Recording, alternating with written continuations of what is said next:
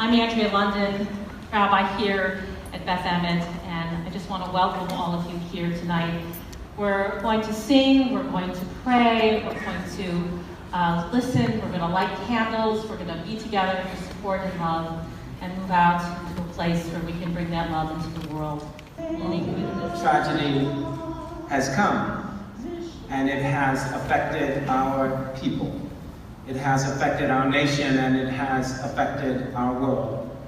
But I believe that the best hope is not in just recognizing the tragedy, but it is in coming together to determine that we're going to do something about it.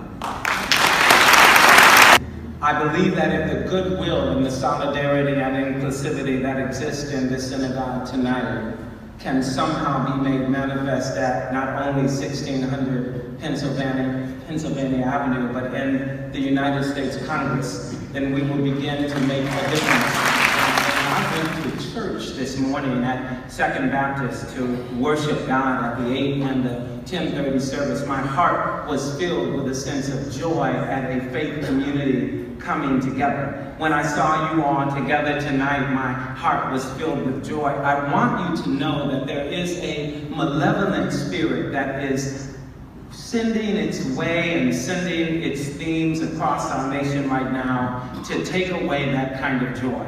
Somebody wants to take your joy. Somebody wants to take your happiness. Somebody wants to take your peace of mind.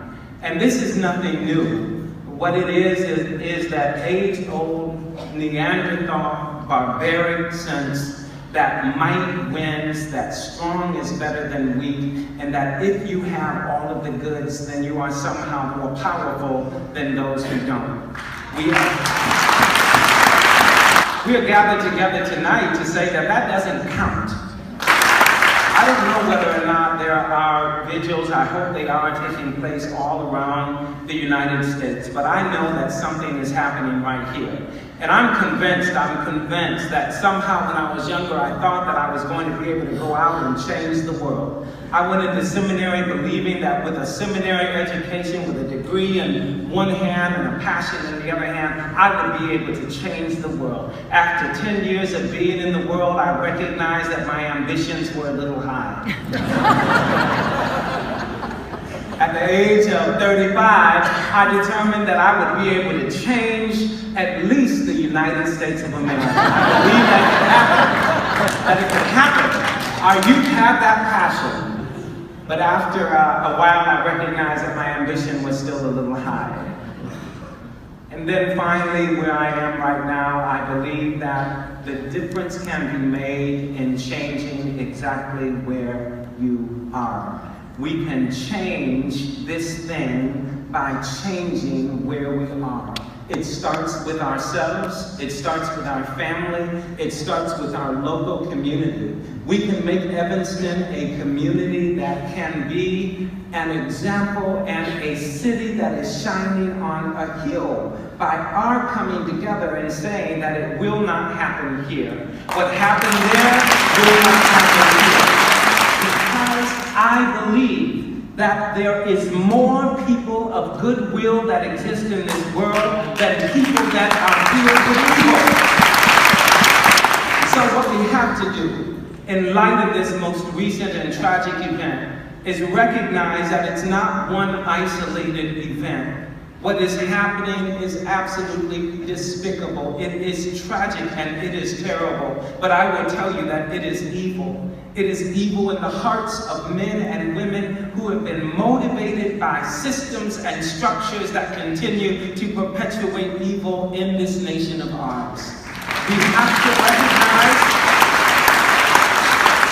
that in fighting against the structure and in fighting against the system, we will be able to turn around evil. We will be able to stop it. I will go to my grave believing that goodness is greater than evil. The poet said, "Soon forever on the scaffold, wrong forever on the throne, but the scaffold sways the future, and in the dim unknown stands God within the shadows, keeping watch over his own." Martin Luther King Jr. said, "I cannot be everything that God has intended for me to be unless you are everything that God intended for you to be." We are all caught up in a web of mutual interdependence. My success is only determined by your success. If you fail, I fail. If you hurt, I hurt. If you cry, I cry. But if we come together, we can make all the difference in the world. Now, I'm going to leave you with something.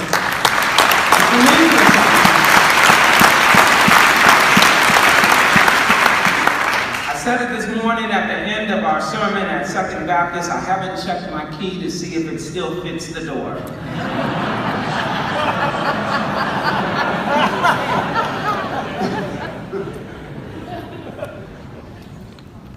It's time.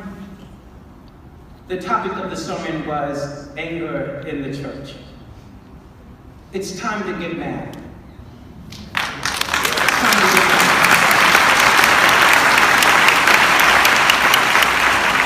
When I first arrived here, Rabbi London invited me over to do a workshop on how it is that people in the African American religious experience have this enormous capacity to forgive. It was right after the Charleston tragedy and Mother Emanuel AME Church. We had a wonderful workshop, and the folks here really wanted to know, well, why is it that you all are able to forgive? Well, I think that we're able to do that, but let's not get it twisted. We still get mad. We still get angry. And I want you to know that we can change this nation. We can change this wave of terror that seems to be sweeping across the canopy of our topography and landscape if we come together and get angry. And so I want to be the first to say in this beautiful, brand new, renovated, beautiful sanctuary and synagogue that you are permitted to get as mad as hell and then do something about it.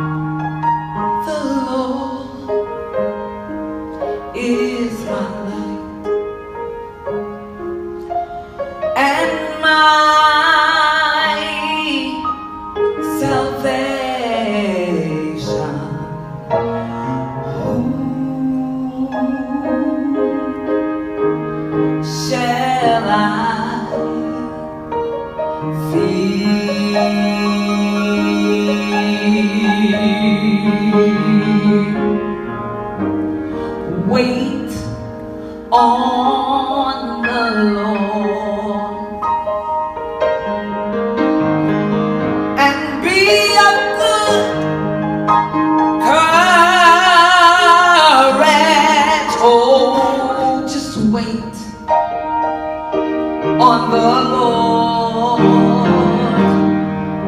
and be of good courage. Are you gonna wait with me? Wait on the Lord and be of good courage, 'cause He will strengthen my heart. You know why?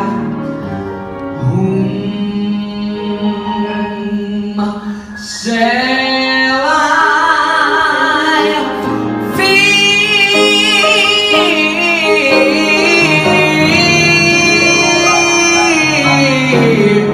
Whom shall I fear?